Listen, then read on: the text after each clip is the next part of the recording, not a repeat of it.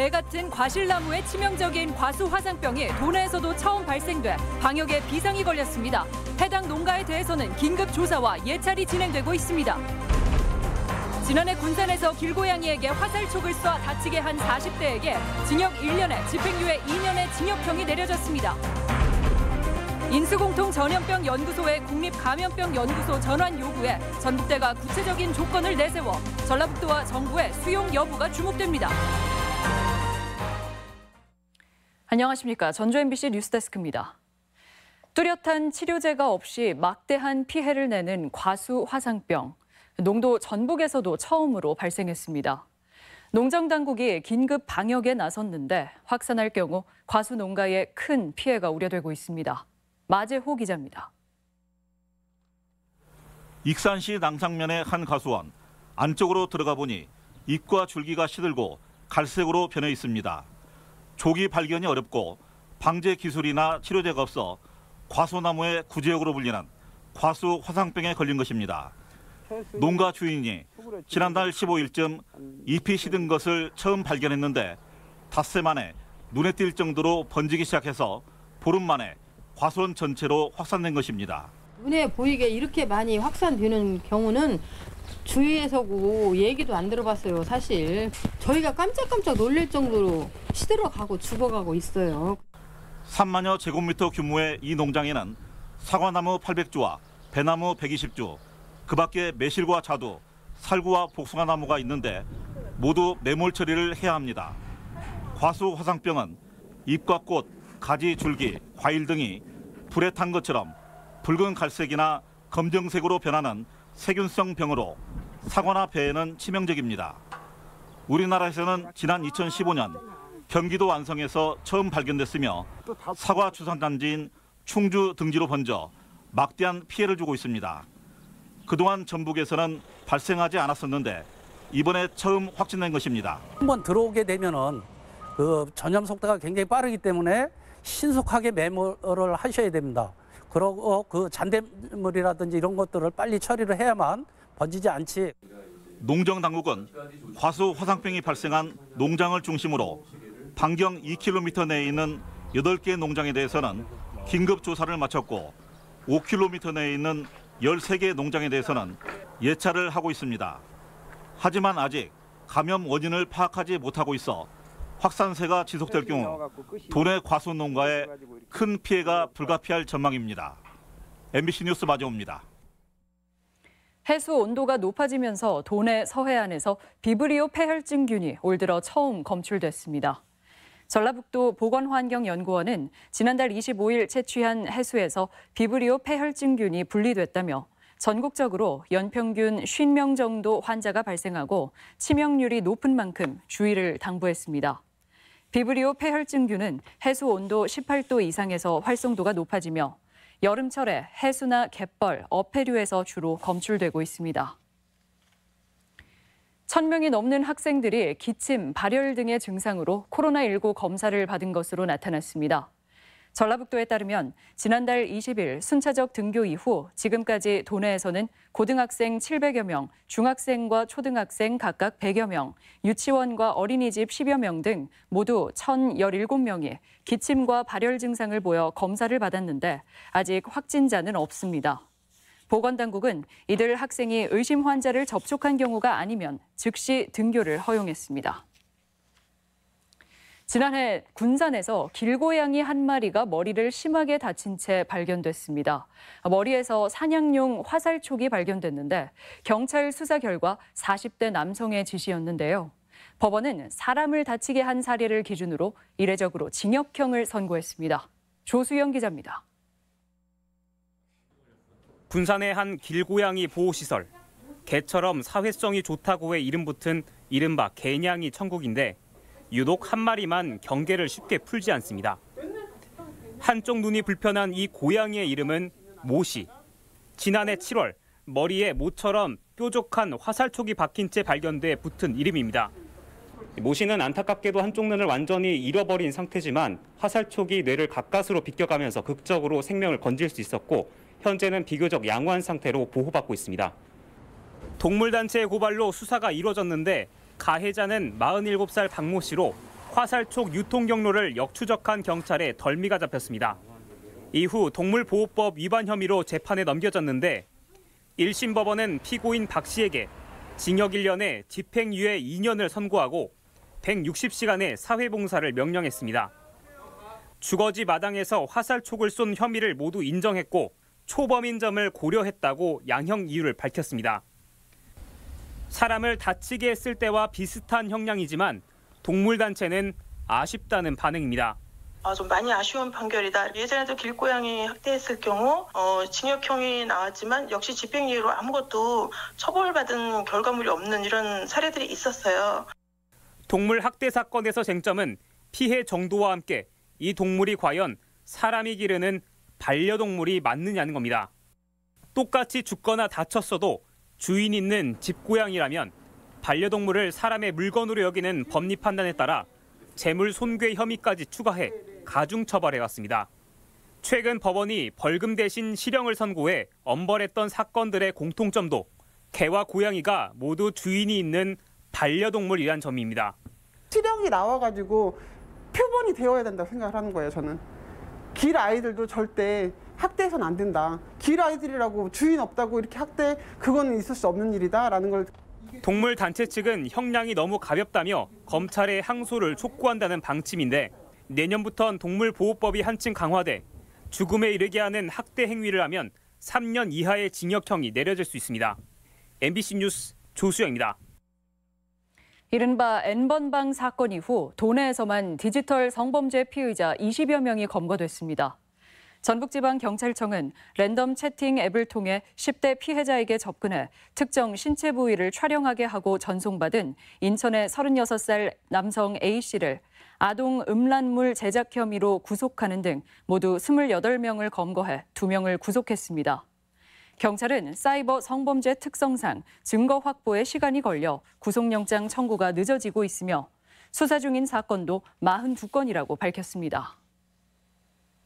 정읍을 제외한 도내 13개 시군에서 어린이집이 개원했습니다.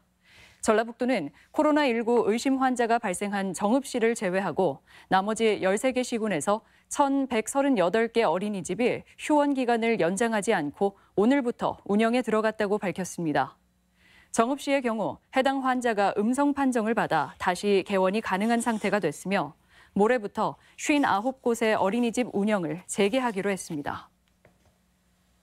도내 전국 단위 모집학교 기숙사 학생 가운데 타 시도 출신 학생을 대상으로 코로나19 진단검사가 선제적으로 시행됩니다. 전라북도 교육청은 도 질병관리본부와 함께 내일부터 7일까지 전국 단위 모집학교 29개 학교에 재학 중인 타시도 거주자 고1과 중1, 2 학생 1,100명을 대상으로 기숙사 입사 전 검사를 시행한다고 밝혔습니다. 해당 학교에서는 시군 보건소와 검사 일정, 장소 등을 협의한 후에 진행하고 1인당 검사비 6만 5천 원은 교육당국이 부담하게 됩니다. 오늘은 의병의 날입니다. 일제 억압에서 벗어난 지 75년이 됐지만 아직도 의병과 애국지사 후손들에게는 가난이 되물림되고 있고 의병 정신을 기리는 기념사업조차 공전을 거듭하고 있습니다. 송인호 기자의 보도입니다. 익산에서 봉기한 이규홍 의병장. 20여 년에 걸친 처절한 의병 투쟁과 망명으로 이어진 독립운동을 일기로 남겼습니다. 을사 늑약이 체결되자 만석군이던 전 재산을 팔아 무기를 구입한 뒤 7명의 참모와 7개의 지대장으로 구성된 의병 300여 명을 모았습니다. 5개월간 전북 지역에서 치열한 전투를 벌였지만 결국 패배해서 상해로 건너가 독립운동을 이어갔습니다. 파리 평화회의에 파견된 김규식 선생에게 1,300원, 김좌진 장군에게도 독립자금 3,000원을 지원하다 결국 체포돼 모진 고문을 받다 5년간 투병 끝에 숨졌습니다. 대부분의 독립투사들이 그렇듯이 자녀들은 평생 탄압과 가난을 대물림받았습니다. 이 아들, 딸들도 언제 죽었는지 또 본인도 어떻게 됐는지 어디 흔적도 발자취도 찾아볼 길이 지금은 없습니다. 이런 의병장을 기리기 위해서 지난 2008년 자발적인 기념사업회가 결성되고 지난 17년에는 기념관 시설 승인도 받았습니다.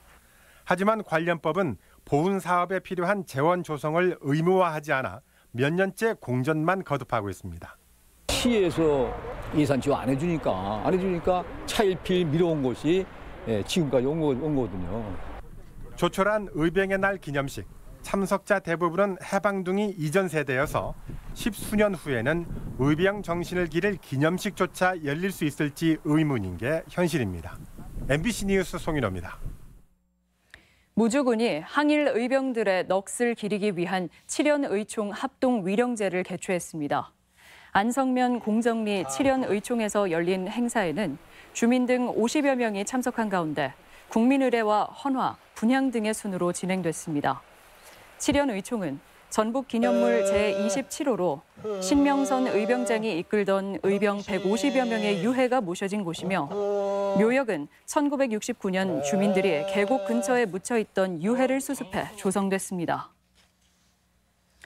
더불어민주당 이상직 의원이 21대 국회 1호 법안으로 영세 사업자들의 간이 과세 기준을 1억 원으로 상향하는 부가가치세법 개정안을 발의했습니다.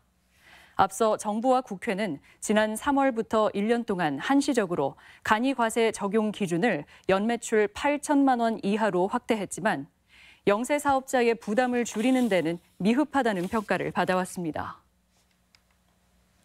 인수공통전염병연구소의 국립감염병연구소 전환 요구에 전북대가 전환 조건을 구체화했습니다. 기능 확대를 위해 지금까지의 인수공통전염병 연구도 병행하자는 건데 전라북도와 정부의 수용 여부에 따라 전환 절차에 속도가 붙을 전망입니다. 유룡 기자입니다.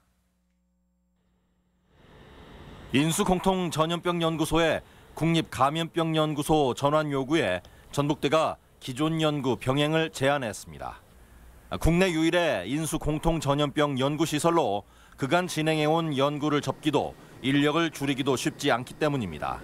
이에 따라 국립감염병연구소 전환이라는 정부의 요구를 수용하되 조건을 단 겁니다. 앞으로 10년 정도 복지부 쪽에 무상 임대를 해서 시설을 50% 정도 같이 공동 활용하는 정부의 장기간 연구시설을 임대해 코로나19 등 긴급한 전염병 연구에 활용하고 대학의 기존 연구도 병행하자는 제안. 오는 9월 오송에 국립감염병연구소 개관에 맞춰 동시 개관이 가능하고 추 유휴부지에 연구시설 신축도 가능한 장점이 있습니다. 연구소를 유치하는 과정에서 전북대에 애로사항이 있다면 중앙정부에 충분히 협의해서 전북대의 애로사항도 해결을 하고 도내 정치권도 국립전환은 향후 연구 범위 확대와 인력 충원, 취업 확대 가능성을 열 수 있다며 적극적인 노력에 나설 계획입니다. 국립으로 좀 전환을 해서 정부에서 투자를 하고 그러면 많은 연구 인력과 기자재들이 들어올 겁니다. 그 관련된 연구소들도 다 들어오겠죠. 코로나19 사태로 주목받고 있는 전북대 인수공통전염병연구소. 집단 감염병 예방에 구심점 역할을 하면서 익산에 관련 기관까지 불러들이는 계기가 될 수 있을지 향후 논의가 관심입니다. MBC 뉴스 유룡입니다. 조용식 청장이 전북지방경찰청 내에 사비를 들여 설치한 표지석과 관련해 치적 쌓기 논란이 이어지고 있습니다. 조용식 전북지방경찰청장은 오늘 기자간담회에서 도민들이 표지석 설치를 잘했다고 박수 쳐주고 있다며 고향을 사랑하는 마음에 사비를 들여 설치했을 뿐 치적 쌓기라는 지적은 이해할 수 없다고 밝혔습니다. 또 지방청 내 화단에 있던 나무를 베어내고 자신의 이름이 적힌 나무를 심은 것도 조경 전문가들의 자문을 구해 이뤄졌다고 말했습니다. 전주시 내 소상공인의 카드 수수료 부담이 줄어들 전망입니다. 전주시는 올해 예산 29억 원을 투입해 연매출 3억 원 이하인 소상공인 업체에 최대 50만 원 한도로 카드 수수료 0.8%를 전액 지원해 줄 계획이라고 밝혔습니다. 수수료 감면 혜택을 보는 대상은 지난해보다 4천 명 늘어난 9천 명으로 추산되며 유흥업소는 지원 대상에서 제외됩니다. 에너지 취약계층을 위한 지원금 제도가 운영됩니다. 전주시는 국민기초생활보장법상 생계의료급여를 수급하는 가구 중 장애인이나 임산부, 만 65세 이상 노인이 있는 가구에 한해 에너지 사용 요금을 차감해 주기로 했습니다. 감액 비용은 1인 가구 9만 5천 원에서 2인 가구 13만 4천 원, 3인 가구 16만 7천 원이며 겨울철에 지원이 집중됩니다. 새만금개발공사가 신규 인력 채용에 나섭니다.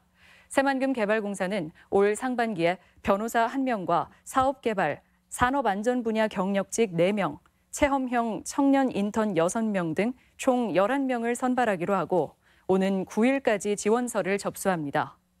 공사 측은 신속한 새만금 사업 진행에 유능한 인재 확보가 시급하다며 공정하고 객관적인 인재 선발을 위해 직무 능력 중심의 블라인드 채용을 진행합니다. 경찰이 여성 2명을 살해한 최신종의 추가 범행 가능성이 낮다고 밝혔습니다. 지금까지 전북권 뉴스였습니다.